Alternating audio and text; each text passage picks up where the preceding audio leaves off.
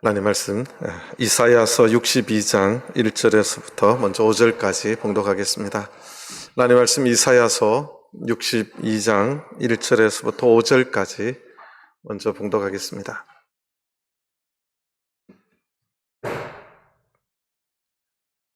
하나님 말씀 이사야서 62장 1절에서부터 5절까지 먼저 봉독하겠습니다. 이사야서 62장 1절 나는 시온의 공의가 빛같이 예루살렘의 구원이 횃불같이 나타나도록 시온을 위하여 잠잠하지 아니하며 예루살렘을 위하여 쉬지 아니할 것인즉 열방이 내 공의를 열왕이 다 내 영광을 볼 것이요 너는 여호와의 입으로 정하실 새 이름으로 일컬음이 될 것이며 너는 또 여호와의 손에 아름다운 면류관 내 하나님의 손에 왕관이 될 것이라. 다시는 너를 버리온 자라 칭하지 아니하며 다시는 내 땅을 황무지라 칭하지 아니하고 오직 너를 헵시바라 하며 내 땅을 뷸라라 하리니 이는 여호와께서 너를 기뻐하실 것이며 내 땅이 결혼한 바 될 것임이라. 마치 청년이 처녀와 결혼함 같이 내 아들들이 너를 취하겠고 신랑이 신부를 기뻐함 같이 내 하나님이 너를 기뻐하시리라. 아멘. 할렐루야. 시간이 흘러 2021년 오늘이 12월 첫째 안식일 저녁 예배 시간입니다. 세월 참 빠르지요. 2021년이 이제 한 달 남았습니다. 또 추운 날씨에도 오늘 이 날을 기억하시고 주의 전에 나오신 모든 성도님들 하나님께서 은혜 주시기를 또 간절히 바랍니다. 우리가 이제 가을부터 이사야서를 쭉 공부했는데요. 오늘이 이제 20번째 시간이더라고요. 이제 다음 주 한 번이면 이제 끝납니다. 오늘 이 내용은 성경에 굉장히 처음서부터 쭉 연결되는 하나의 모티브가 있는데 그것이 신랑 신부 모티브, 결혼의 모티브입니다. 그래서 이것은 우리가 이사야를 통해서 남은 자들, 하나님께서 당신의 땅을 심판을 멸하시고 그들이 바벨론의 손에 의해서 멸망당할 것을 선언하시고 난 뒤에 하나님께서 반드시 남은 자들을 돌아오게 해주겠다. 바울사도는 그것을 남은 자들만 구원 얻을 것이다. 그렇게 이야기를 했습니다. 그 남은 자들이 돌아오는데 유대인들만 돌아오는 게 아니라 이제 열방들도 같이 돌아오게 됩니다. 그리고 나서 이제 새 포도원, 새로운 성전의 개념이 나타나고 그곳에서 유대인뿐만 아니라 열방들도 함께 하나님의 백성, 하나님과 연합한 자들이 되는 것을 우리가 보았습니다. 그렇다면 이제 그들이 하나님하고의 어떤 관계 속에서 살게 되는지를 보여주는 굉장히 중요한 장이 이사야 또 62장입니다. 그러니까 이제 남은 자들이 돌아와서 하나님의 백성이 되는데 그 하나님의 백성과 하나님의 관계가 어떤 관계임을 보여주는 어떻게 보면 구약 성경에서 가장 또 잘 보여주는 그러한 장이기도 합니다. 그래서 오늘 이사야 62장을 같이 좀 보도록 하겠습니다. 자, 1절을 보도록 하겠습니다. 나는 시온의 공의가 빛같이 예루살렘의 구원이 횃불같이 나타나도록 시온을 위하여 잠잠하지 아니하며 예루살렘을 위하여 쉬지 아니할 것인즉. 자, 나는 누구죠? 시작할 때 나는이 누구예요? 하나님이십니다.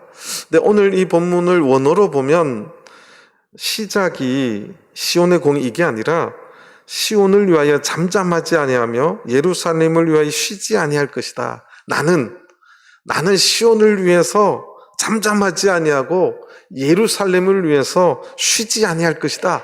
그 선언부터 시작이 됩니다. 이것은 이제 결혼의 어떤 모티브인데 유대인들이 이제 결혼을 하게 되면 약혼을 합니다. 대략 한 1년간 약혼 기간이 있는데 이때 남편이 준비하는 게 뭐냐면 집을 짓고 우물을 반드시 파야 됩니다. 그런데 이게 게을리게 해갖고는 될 일이 아니에요. 그래서 남편 될 사람이 준비를 아주 열심히 해야 결혼을 할 수 있습니다. 마치 그것을 보여주는 느낌입니다. 그러니까 내가 이 시온을 위해서 잠잠하지 아니하고 예루살렘을 위해서 쉬지 아니할 것이다. 이 문장으로 시작이 됩니다. 그리고 나서 이제 앞부분이 이제 사실은 본문의 원어의 뒷부분이 되는데, 나는 시온의 공의가 빛같이 예루살렘의 구원이 횃불같이 나타나도록 그렇게 열심히 하겠다. 그거죠. 또 원어를 보면 이 시온의 공의가 빛같이, 이 시온이라는 말이 없어요. 또 예루살렘의 구원이 횃불같이 나타나도록 이 말도 없어요. 예루살렘이라는 단어가 없어요. 그러니까 시온과 예루살렘이라는 단어는 앞에만 나옵니다. 근데 이제 의역을 하면서 하나하나씩 이렇게 붙인 것 같아요. 원래 원어에는 하나님이 시온을 위해서, 예루살렘을 위해서 잠잠하지 않고 쉬지 않는다. 뭘 위해서? 공의가 빛같이 나타나고 구원의 횃불같이 나타나도록 열심히 하겠다. 그 뜻이에요. 누구에 대한 구체적인 것, 이 시온과 예루살렘이라는 단어가 없습니다.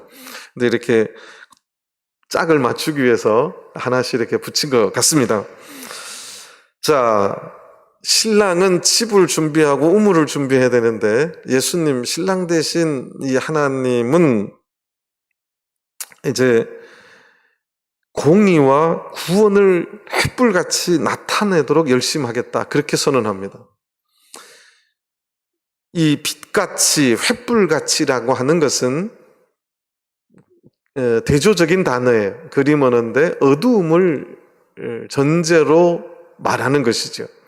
그러니까 이 마지막 시대, 그 시대의 교회는, 세상은 어두운 시대의 빛같이, 횃불같이 세상에 나타나져야 됨을 이야기하는 것입니다.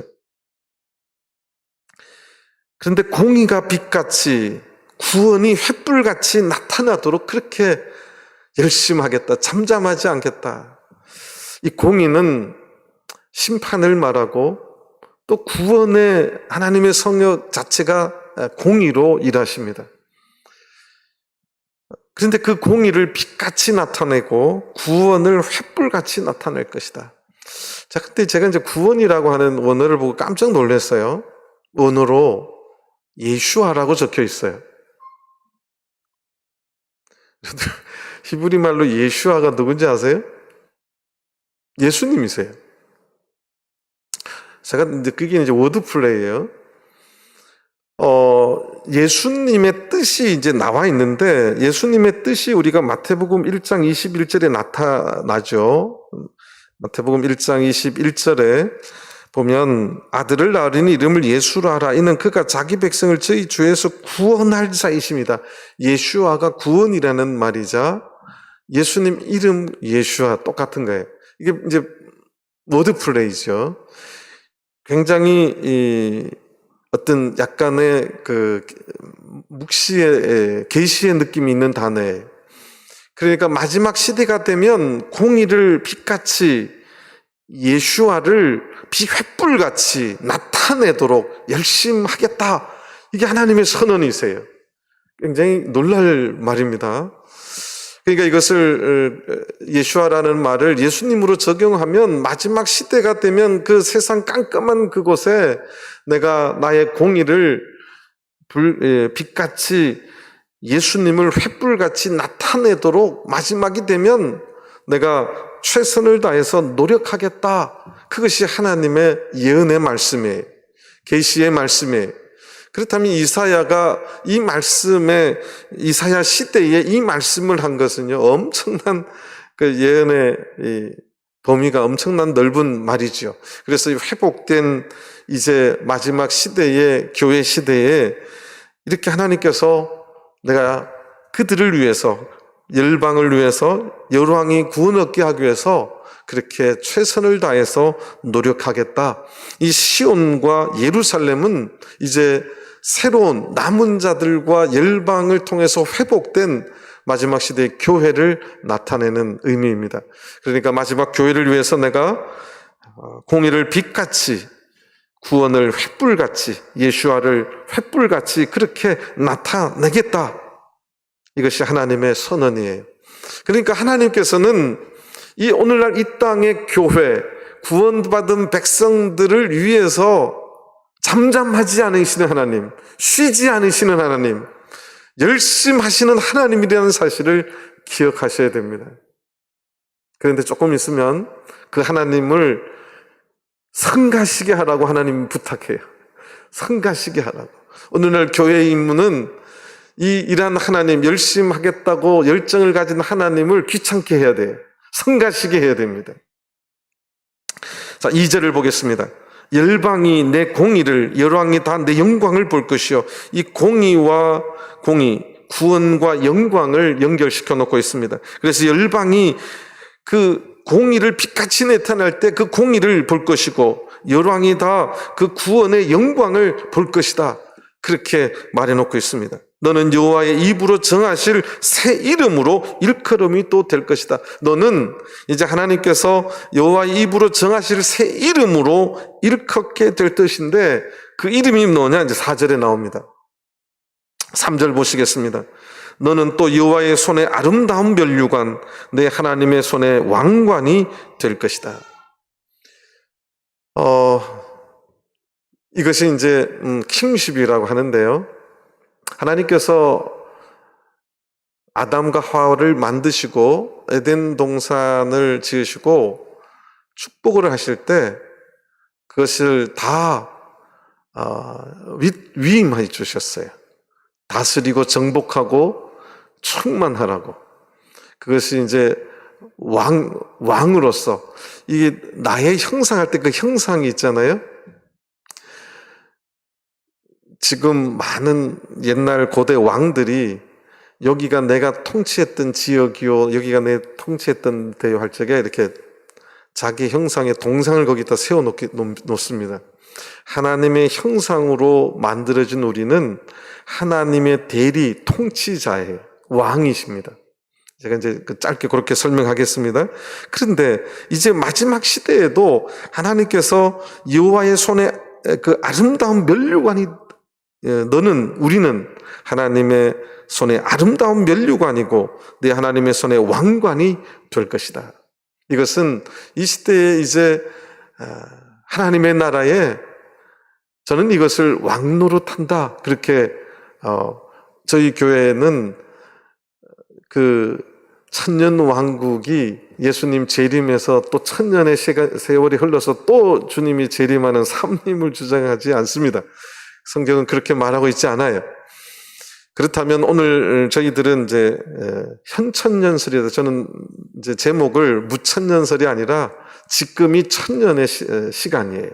하나님이 우리와 함께 우리가 왕노릇하도록 인도해 주시는 그 시간입니다. 그것이 3절에 말하는 거예요.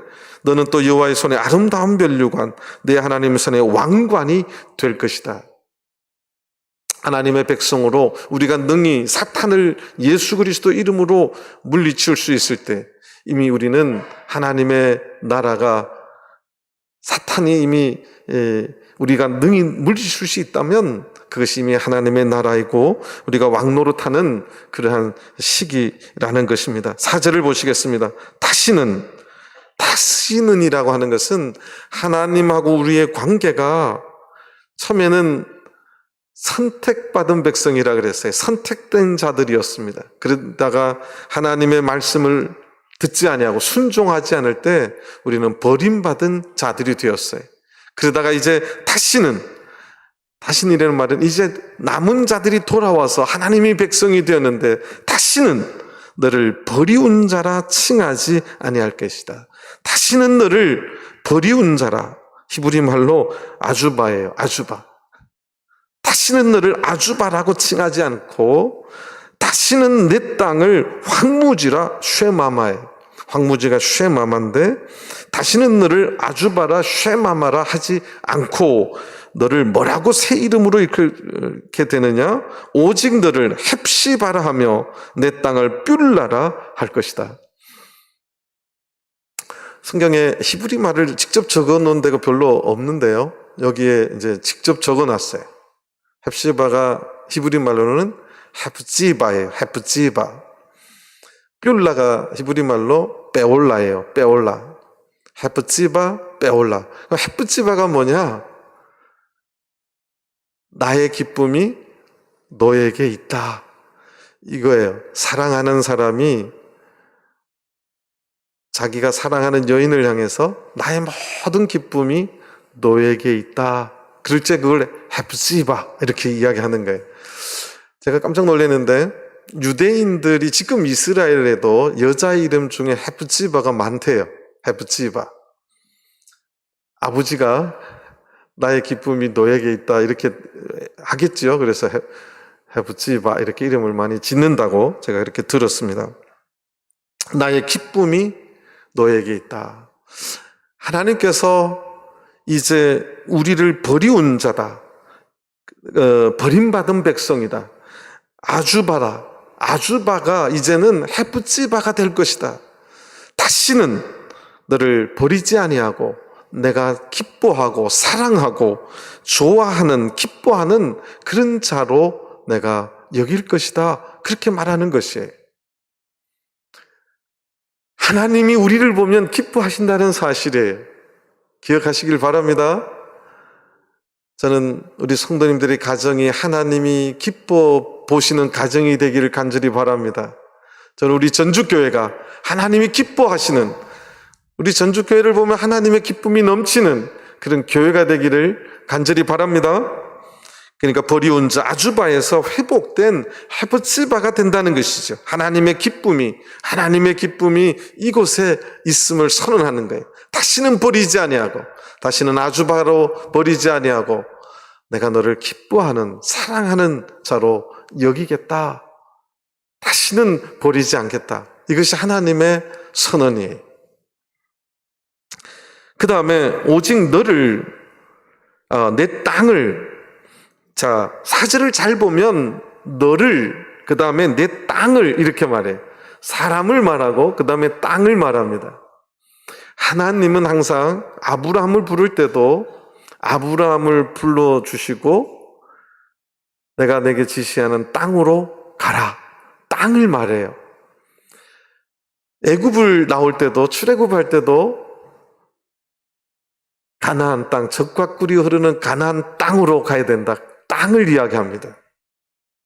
이것은 이제 보여주시는 것이 있는데 하나님이 통치하는 세상의 왕이 통치하시는 땅이 아니라 하나님이 통치하시는 땅, 하나님이 왕으로 통치하시는 땅, 그곳으로 가라고 이야기하는 거예요. 내 백성들은 세상 왕이 통치하는 땅에서 살 것이 아니라 하나님이 통치하는 그 땅에 살아야 된다. 그 땅을 너희들에게 다 주겠다. 그렇게 말씀한 거예요. 오늘날 이 땅은 교회를 의미합니다. 하나님이 통치하시는 곳, 하나님의 말씀, 하나님의 백성이 거하고 하나님의 백성들이 하나님의 말씀을 순종하고 하나님의 통치받는 곳, 그것이 오늘날 땅을 의미하는 거예요. 저는 우리 성도님들의 가정이 하나님이 기뻐하시는 그 땅이 되기를 간절히 바랍니다. 우리 전주교회가 하나님이 기뻐하시는 그 땅이 되길 바라요. 그래서 너를, 앞에 너를 아주바에서 헤프지바가 될 것이고 내 땅을 뷸라라 하리라, 베올라라 할 것이다. 베올라가 더 직선적인 말이에요. 나와 결혼한 자, 나와 결혼한 여인이다. 그게 베올라예요. 내 땅을, 내가 통치하는 그곳을 결혼한 자들이라고, 결혼한 자라고 그렇게 새 이름으로 불러줄 것이라는 거예요. 이 쉐마마가 황무지예요. 쉐마마, 황무지가 되었던, 그들도 보지 않았던 땅을, 하나님이 통치하지 않았던 그 땅을 이제 하나님이 다시 권고해 주시고 불쌍히 여겨주셔서 나와 결혼한 것 자로 그렇게 결혼을 하게 되면 신랑의 모든 마음의 관심이 어디로 가 있죠? 그곳에 있다는 거지요. 그래서 내 땅을 뷸라라 하리니 이는 여호와께서 너를 기뻐하실 것이며 내 땅이 결혼한 바 될 것임이라. 또 한 번 설명해. 여호와께서 너를 기뻐하실 것이다. 이게 헤프지바예요. 그 다음에 내 땅이 결혼한 바 될 것이다. 이게 베올라예요. 오늘날 하나님의 백성들, 하나님의 나라가 우리가 권리는 혈통적으로 유대인이 아니었어요. 하나님께 속한 자들이 되어서 하나님과 연합한 자가 되어서 열방 중에서 부름받은 자들입니다. 그들이 이제 하나님의 나라를 이루고 하나님의 백성으로 살아갈 적에 다시는 너희들을 내가 그렇게 버린 자로 황무지로 두지 아니하고 나의 모든 기쁨, 나의 모든 관심을 가진 사람이라고, 그런 여인이라고 그렇게 이름을 부르고 그 땅을, 하나님이 통치하는 그곳을 나와 결혼한 자들이라고 그렇게 부를 것이다. 이것이 하나님의 이사야를 통해서 해주신 말씀이에요. 그래서 이제 마지막 시대의 교회와 하나님하고의 관계는 결혼의 관계로 하나님은 직접 설명해 주셨어요. 이것이 결혼 모티브예요. 그래서 마지막 계시록에 봐도 계시록 19장을 보면 어린 양의 혼인잔치의 스토리가 나와요. 어린 양의 혼인잔치가 이 말씀의 예언의 뭐예요? 성취입니다. 그러니까 아직 결혼하지는 않았지만 만약 혼인잔치를 준비하는, 우리는 하나님이 기뻐하시는 신부의 모습이고 하나님께서 결혼한 자라고 인정한, 하나님 결혼한 자라는 것을 하나님이 직접 관리하고 통치하겠다, 하나님께서 그렇게 함께 하시겠다, 소유되었다, 하나님의 소유되었음을 선언하는 거예요. 요 땅은 내가 결혼한 자들의 땅이야, 마귀나 다른 것이 터치하지 마, 그걸 선언하시는 거지요. 그래서 우리는 이 시대에 우리는 다 헤프집하고 베올라입니다. 하나님의 이제 혼인잔치, 어린 양의 혼인잔치를 사모하고 기다리는 단장된 신부로 준비가 되어야 됨을 이미 이사야 선지자를 통해서 하나님께서는 이사야 62장에 말씀해주고 있다는 사실입니다.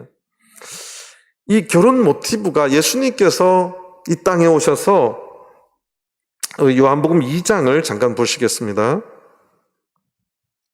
요한복음 2장 11절입니다.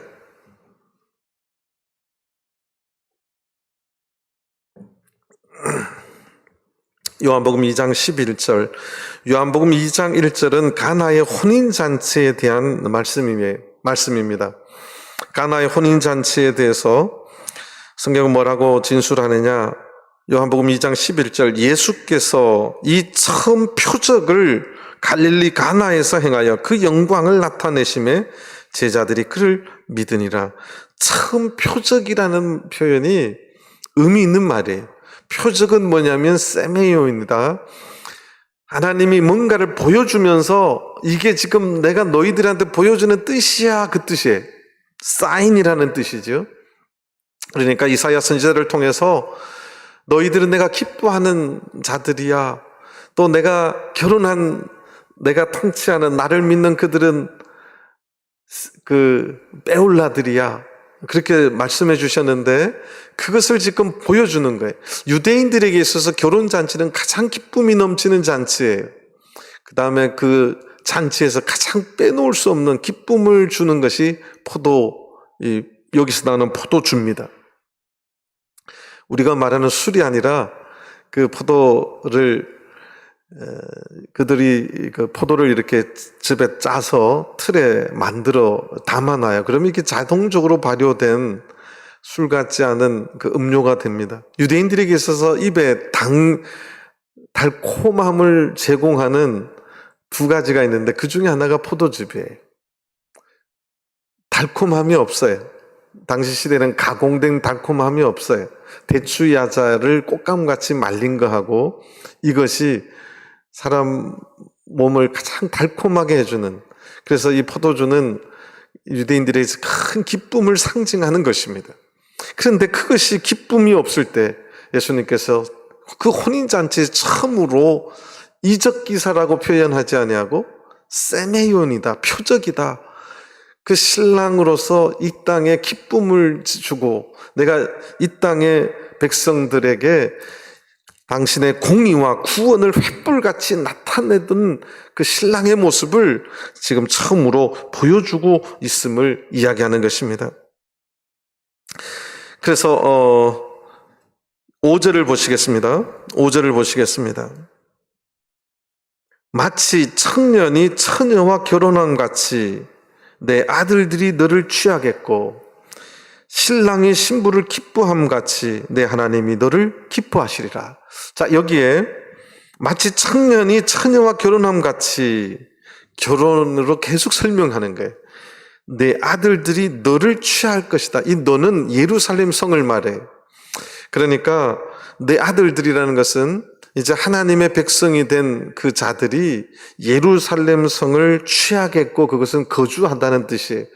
그러니까 하나님의 백성된 자들이 그 예루살렘 성을 취해서 이거를 이제 의역을 하면 하나님의 백성되는 자들이 교회를 취하고 그곳에 거하게 됨을 의미하는 거예요.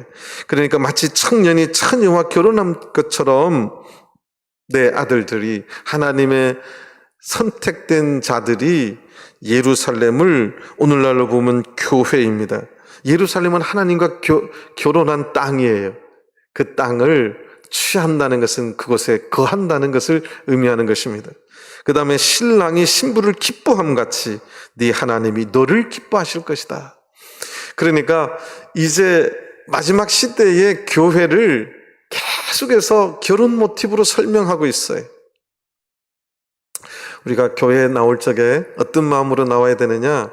결혼식을 준비하는 마음으로 나오셔야 됩니다. 그래야 되잖요. 좀 그래서 좀 이쁘게 하시고 나오세요. 하나님의 자녀들이 그곳을 취할 것이다. 사랑하는 그 대상이 계신다는 그 사실로 예루살렘 성을 취하고 그곳에 거하고 신랑이 신부를 기뻐함 같이 내 하나님이 너를 기뻐하실 것이다. 이것이 회복된 하나님의 백성들과 하나님의 관계를 설명하는 이사야가 설명하는 그 예언의 말씀이에요. 그래서 이 모티브가 계속해서 이어집니다. 오실 예수님은 누구예요? 신랑이고 우리는 신부로서 신랑을 기다리는 오늘날 이 땅의 교회, 하나님이 통치하는 교회, 그것이 오늘 이 이사야의 예언의 말씀이에요. 그래서 우리 모두는 다 하나님의 눈에 해프치바이고 빼올라 드립니다. 하나님의 기쁨이 우리에게 향해 있음을 믿으시기 바랍니다. 우리는 하나님이 결혼한 자라고 선포된 자들이에요. 이 교회는 오늘 하나님께서 내가 너와 결혼했다고 결혼한 자라고 선언된 것이 오늘날 교회라는 사실입니다. 구원받은 백성들 그 교회를 향해서 내가 그와 결혼했다고 하나님이 그렇게 이미 말씀해 주셨어요. 다른 데 눈을 주면 됩니까? 안 됩니까? 성경에서 결혼 모티브에서 항상 그 다음 나오는 게 정결한 처녀같이 이 말이 나오는데 신랑의 마음을 둬야 되는데 신부가 자꾸 세상에 눈을 두면 이제 이것이 이제 힘들어지는 관계가 되는 것이지요. 자, 이제 6절을 보시겠습니다. 예루살렘이여 내가 너의 성벽 위에 파수꾼을 세우고 그들로 종일 종야에 잠잠치 않게 하였느니라. 이 파수꾼을 이제 오늘날로 한 목회자라고 할 수 있겠지요. 자, 그런데 너희 여호와로 기억하시게 하는 자들아 너희는 쉬지 말며, 이게 이제 번역이 의역이 안 되고 직역이 되는데 이게 무슨 뜻인지가 잘 안 느껴지죠. 여호와로 기억하시게 하는 자들아, 여호와로 기억하시게 하는 자들아, 하나님으로 하여금 자꾸 기억나게 하는 자들아, 그렇게 말하는 거예요. 하나님으로 하여금 기억나게 하는 자들, 그게 무슨 뜻이냐? 그래서 새 번역에서 이렇게 번역했어요. 의역에서 주님께서 하신 약속을 늘 주님께 상기시켜 드리는 자들, 하나님 그 약속했잖아요. 이 땅에 하나님의 백성을 향해서, 교회를 향해서 해부찌바다 빼올라라고 말씀하셨잖아요. 내가 잠잠하지 아니하고 쉬지 않는다고 말씀하셨잖아요. 하나님 앞에 그렇게 자꾸 상기하게 하라는 거예요. 오늘날 말하면 뭐 하라는 이야기예요? 기도하라는 이야기예요. 기도하라는 이야기로 아시길 바랍니다. 너희는 쉬지 말고 뭐 하라고요? 기도하라는 거예요. 쉬지 말고 기도하라는 것입니다. 하나님을 귀찮게 하라는 것입니다. 7절도 마찬가지예요. 또 여호와께서 예루살렘을 세워 세상에서 찬송을 받게 하시기까지 그로 뭐 하지 못하게 하라? 쉬지 못하게 하라. 우리 오늘날 신부된 자들의 책임은 신랑으로 오시겠다고 하시는 그분을 뭐 하게 해야 돼요? 뭐 하게 해야 돼요? 연락 끊어버릴까요? 아니, 그러니까 신랑을 귀찮게 해야 된다니까요. 이게 하나님의 말씀이에요. 예언의 말씀이에요. 신랑으로 오신다면서요 귀찮게 하라는 거예요. 하나님 그렇게 말씀하셨잖아요. 우리를 잊지 않고 다시는 그렇게 버리지 않겠다면서요. 하나님 앞에 그렇게 자꾸 기억나게 귀찮게, 하나님 잠잠하지 아니하고 쉬지 않는다고 말씀하셨잖아요. 하나님의 말씀대로 이 땅에 어느 날 교회가 구원을, 예수와를 횃불처럼 나타나도록 하나님 도와주세요. 그렇게 기도하라는 거예요. 귀찮게 하라는 것입니다. 하나님의 살아계심을 나타내 주세요. 우리 신랑이 가장 좋은 신랑임을 세상 사람들로 열방으로 깨달을 수 있도록 하나님 이 뷸라를 하나님께서 직접 책임져 주세요. 함께 해 주세요. 그런데 문제는 우리 모두가 하나님이 귀찮아질수록 열심히 해야 되는데 하나님 느끼기 하나도 안 귀찮아. 부부관계는 아내가 자꾸 남편을 귀찮게 하면 남편들이 귀찮아하죠.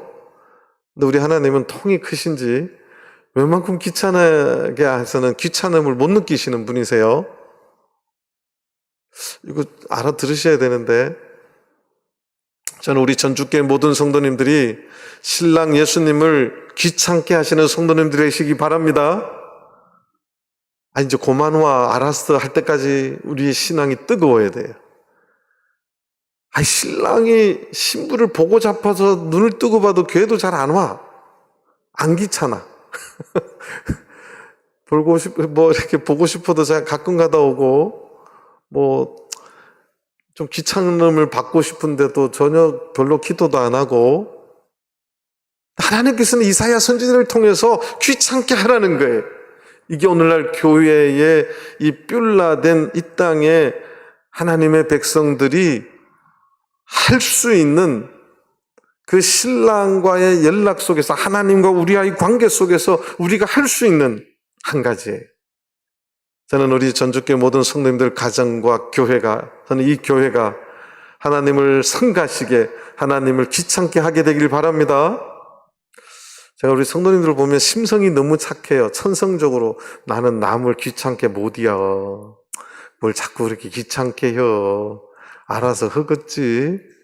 알아서 하는 게 아니라 하나님은 우리를 하여금 뭐 하게 하라고요? 귀찮게 하라는 거예요. 제가 자꾸 이야기하는 거예요. 귀찮게. 목회자를 귀찮게 하는 게 아니라 누구를 귀찮게 해야 돼요?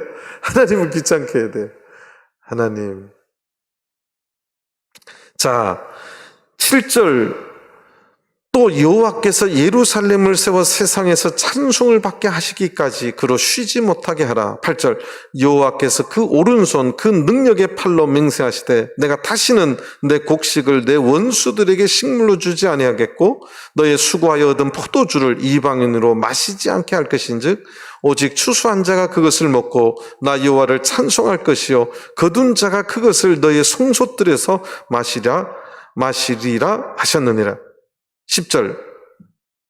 그 다음에 신부된 우리 이 빼올라 된 이 땅의 하나님의 백성들에게 하나님께서 한 가지의 사명을 주십니다.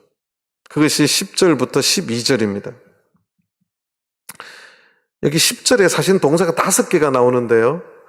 성경에 한 절에 동사가 5개 나오는 구절도 드문데 이게 오늘 우리가 해야 될 사명이에요. 성문으로 나아가라, 나아가라. 해석이 꼭 뭐 틀린 건 아닌데 의미가 안 나와요. 성문으로 나아가라. 그러니까 성문으로 가까이 가라 그 뜻인가 보다. 근데 이 나아가라라는 히브리 말이 아바르인데 아바르가 건너가다, 넘어가다라는 뜻이에요. 넘어가다. 성문을 넘어가다. 성문을 넘어가다는 말은 무슨 말일까요? 성문을 건너가다. 무슨 말이에요? 다 성문 안에 있는데 성문 밖으로 나가라는 거예요. 이해되세요? 그래서 새 번역에는 이렇게 번역했어요. 나아가거라, 성 바깥으로 나아가거라. 예수님께서 마태복음 28장 가장 뒤에 너희는 세상에 어떻게 하라고요? 가서 나가라는 거예요. 여기가 좁사오니 하고 저기 있지 말고 어디를 나가라고요? 성문 밖으로 나가라는 거예요. 왜 나가죠? 쫓아보내려고 다시는 쫓아보내지 않는다면서요. 나 안 나갈래요. 쫓아보내기 위해서 나가라 하는 건가요? 아니죠. 백성의 길을 예비하기 위해서 나가라는 거예요. 이제 하나님의 백성 될 자들이 들어올 수 있도록 그 길을 예비하기 위해서 나가라는 거예요. 성 밖으로 나가라는 사실입니다. 이것은 오늘날 쉽게 말하면 뭐 하라는 이야기예요? 복음을 전파하라는 이야기예요. 전도하라는 이야기예요. 성 안에만 있지 말고 성을 넘어가라. 성 밖으로 나가서 그 백성들이 하나님의 이 도성 안으로, 이 도성 안이 예루살렘이고 시온이면 이 안이 뭐라고요? 빼올라예요. 하나님이 결혼한 땅. 이 하나님이 결혼한 빼올라로 데려오기 위해서 백성의 길을 예비하고 들어올 수 있도록 그렇게 하라는 거지요. 대로를 수축하라. 걸릴 수 있는 돌들을 제하라. 만민을 위해서 보이게 이곳이 하나님이 기뻐하는 자들의 도성이요 하프지바요, 그 길을 걸으라는 거예요. 너를 그렇게 새 이름으로 불러줄 테니까 그것을 높이 길을 들라는 사실입니다. 이곳이 하나님의 백성들이 하나님께서 내가 사랑하는 여자라고, 내가 결혼한 자라고 선언한 곳임을 드러내라는 것입니다.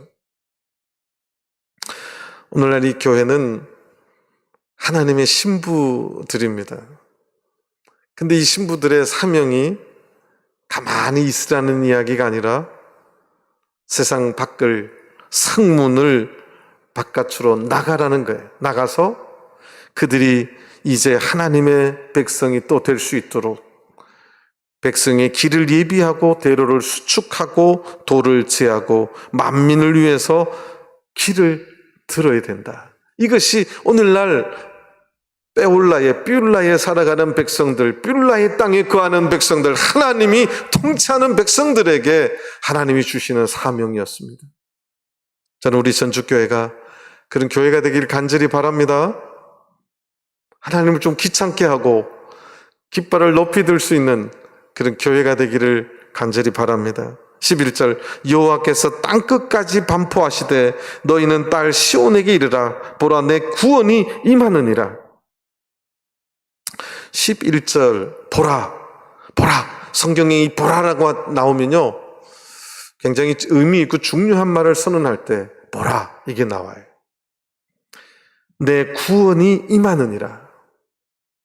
이 말이 새 번역에는 너의 구원자가 오실 것이다. 너의 구원자가 오신다. 뭐가 느껴지죠? 마지막 때를 의미합니다. 마지막 때를 말하는 거예요. 우리의 구원자가 이 여호와께서 땅 끝까지 반포하시되 너희는 딸 시온에게 이르라. 보라, 내 구원이 마지막에 이제 구원자가 임할 것이다. 그래서 보라, 상급이 그에게 있고 보응이 그 앞에 있느니라 하셨느니라. 상급과 보응이라는 단어가 나오면 이게 상징하는 의미가 있어요. 상급과 보응이라는 단어는 언제 나와요? 주님의 심판 때 나오는 단어예요. 그래서 내 구원이 임하느니라, 이것이 구원이라는 말이 구원자라고 해석할 수도 있어요. 구원자 예수께서 이 땅에 오셔서 빼올라들 헤프지바만 구원해 주시겠다는 거예요. 구원자로 오실 것이다. 그렇게 이 땅에서 헤프지바로 살아가고 삐올라로 살아가는 그곳을 내가 구원해 주실 것이다. 그래서 그들에게 상급과 보응을 얻도록 그렇게 해주시겠다. 이것이 우리 신랑된 그분의 우리들에게 주신 약속이라는 사실입니다.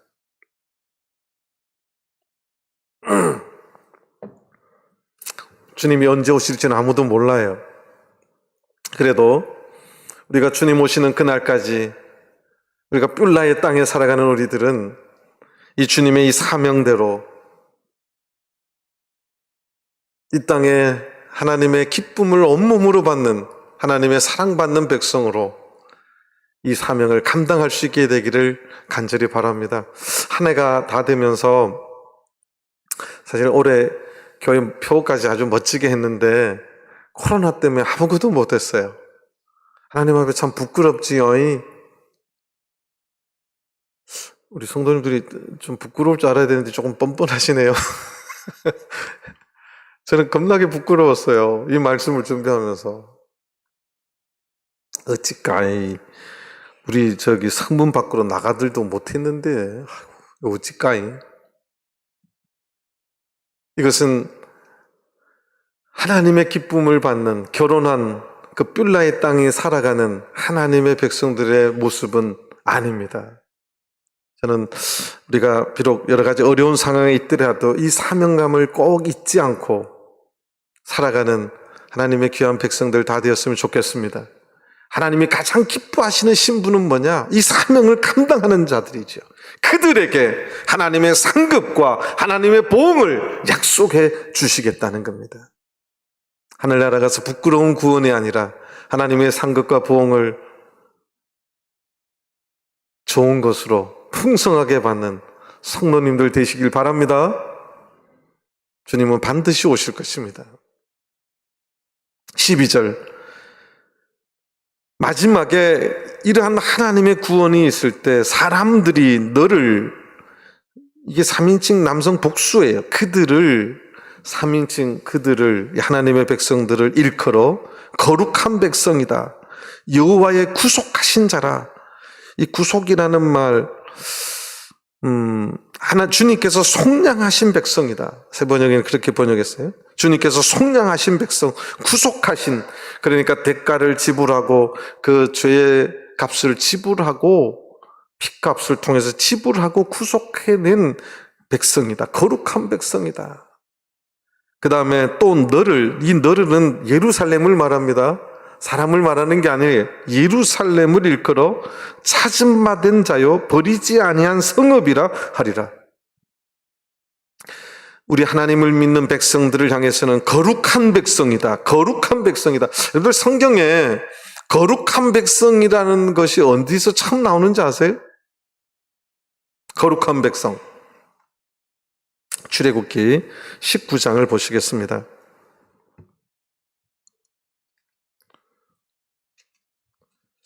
출애굽기 19장 5절 6절입니다.